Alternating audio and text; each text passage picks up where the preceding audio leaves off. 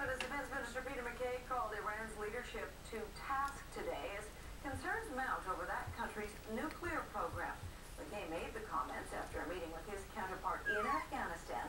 He told reporters Canada is concerned with Iran's increasing belligerence, particularly toward Israel. I think Iran has shown a blatant disregard for Israel's right to exist.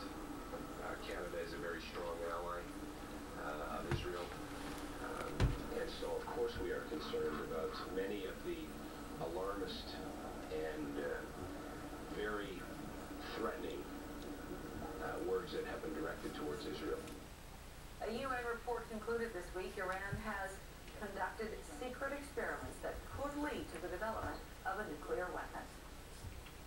It's being described as the end of an era in Italy. Silvio Berlusconi has resigned as prime minister after 17 years in office. As Stuart Greer reports, it wasn't Berlusconi's many scandals that convinced ordinary Italians it was time for him to go. It was an economic meltdown.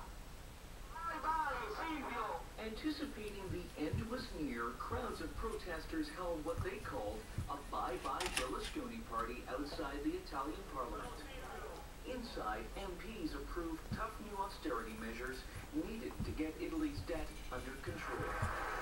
Silvio Berlusconi had promised to bow out once the bill passed. So, when it did, he left for the presidential palace to formally tender his resignation as prime minister. For many who greeted him with boos, the end didn't come soon enough. Berlusconi is very, very bad. Was very bad. He just took care about his own interest. Italians were always deeply divided about Berlusconi's flamboyant and controversial 17 years in politics. As a self-made media tycoon, he won respect, but then came scores of lurid scandals.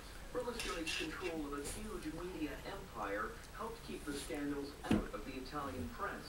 The only person to spend more time on the Italian political stage was dictator Benito Mussolini. And Berlusconi is the inventor of a new dictatorship, a new kind of dictatorship, which is the media dictatorship.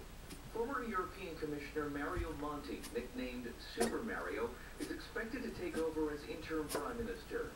He's seen as a credible choice to tackle Italy's massive $2.6 trillion debt. With Berlusconi gone, Italy hopes its borrowing costs will now fall. The new prime minister and government are expected to be sworn in early Monday morning before those jittery bond markets open here in Europe. For college football fans, a heartbreaking milestone at Pennsylvania State University today. The team hit the gridiron for the first time in decades without legendary coach Joe Paterno.